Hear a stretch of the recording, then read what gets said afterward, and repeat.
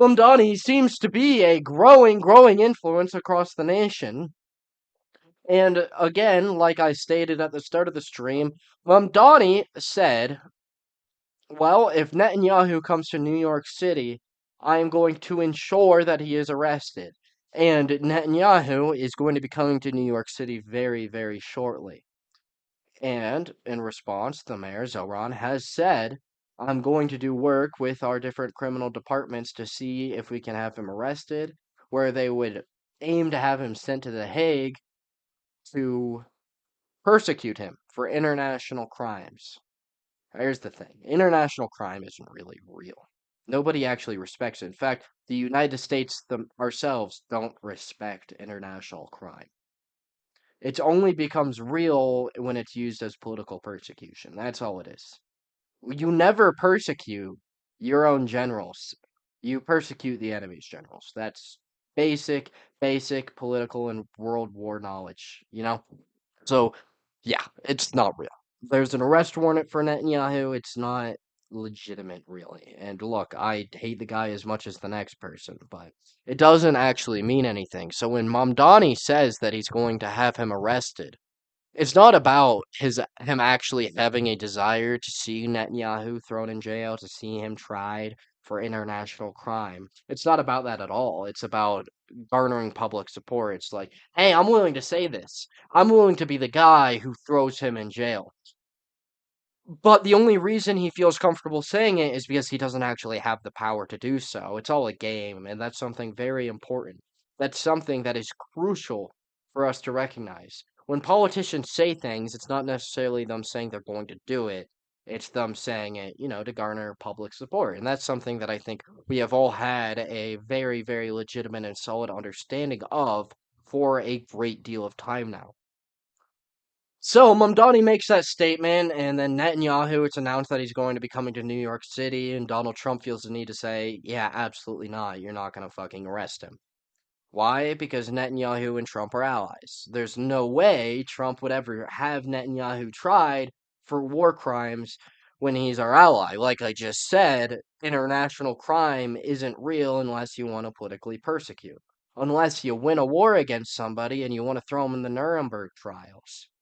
It's a significantly more complicated matter than simple national justice. It's a much more deeper issue. It's like, yeah, the mayor of New York City actually doesn't have the power to arrest a foreign leader because, that would have severe consequences. So why does Mamdani say this knowing that he can't do it? Well, again, it's simply to grow political support. In fact, I am very confident in saying Mamdani would not say that he will arrest Netanyahu if there wasn't somebody that could tell him that he can, and that's why he's willing to say it. Because what does he get out of this? Well, he can see the growing shift among the American public, along with everybody else, that Israel, it's not being very favorably looked at. Nobody likes Netanyahu across the world. Nobody likes this guy. Nobody supports him. Israel's support is at an all-time low across the nation, not only among the Democrats, but is growing among the Republican Party as well. And we're at a time when you only really see Republicans who support Israel. And yet it's decreasing in the younger generations of them as well. So it's at an popularity for all-time popularity for Mamdani to say, I'm going to arrest Netanyahu. That's the situation. Now, why does he say this again? He gets the popularity, but he also doesn't face the consequences of it being a legitimate statement. If Mamdani had the power to arrest Netanyahu, well, then it would be a global issue if a United States politician that could arrest him said he was going to arrest him. Because look, that has massive consequences across the world. Because look, whether you like it or not, Israel is an ally of America. If America arrests the foreign leader of an ally, well, that breaks down potential relationships we have across the world. Obviously, that destroys our relationships in the Middle East, so it's not something you can actually say. But Mamdani gets an excuse here, where he can get all the benefits, all the popularity for saying that he's anti-Netanyahu, that he wants him arrested, without the consequences, because when push comes to shove, he can't do it. And when people come out and criticize him for not doing it, for not following through, which is the other risk when you make a statement like that, is, well, when you have the opportunity to follow through, do you? And if you don't, you're perceived to be a liar. Well, he is then out there too. He can say, look, I pushed to do it. I had the desire to do it, but somebody else shut me down. That's what these guys are. They're lawyers. They are putting on a show for you. It's not about actually doing it. It's that he has the understanding that I can get the popularity for saying I'm going to do it. I can get the support. I don't actually have to do it, so I don't face the consequences of doing it. Because I don't actually have any interest in legitimately following through with this promise. I won't get any pushback for not following through with this promise. Why? Because I can blame it on somebody else.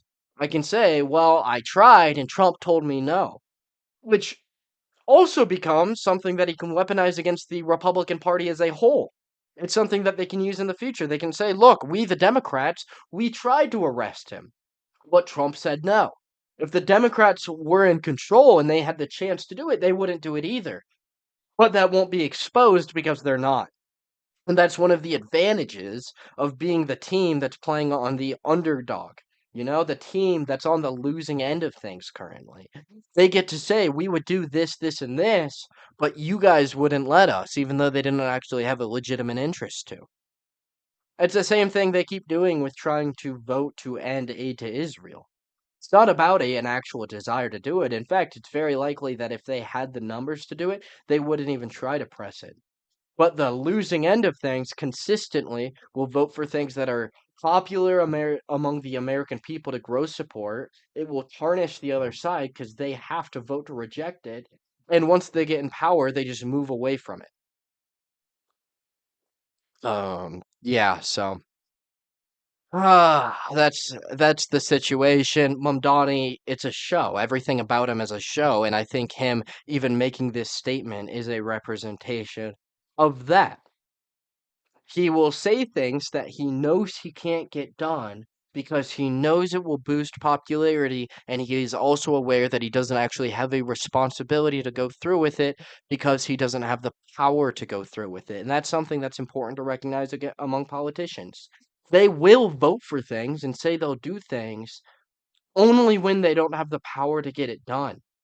Once they're in a position where they can, they're not going to follow through. You think Mamdani would arrest a foreign leader?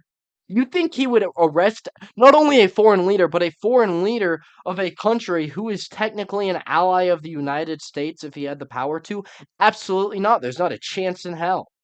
So it's a game with them. It's all a game. And it's so crucial to remember that.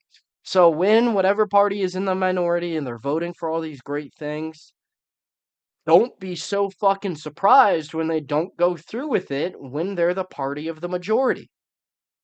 Because they're only using the minority to their advantage.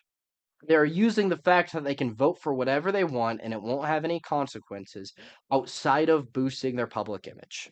So, yeah, just remember the side on the weak side is they're going to play that to their advantage and they're going to try to control you through them. This is a war for your mind.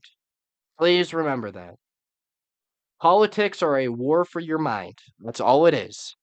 The political system, it's an agreement that we will fight each other intellectually as opposed to with swords. We won't kill each other.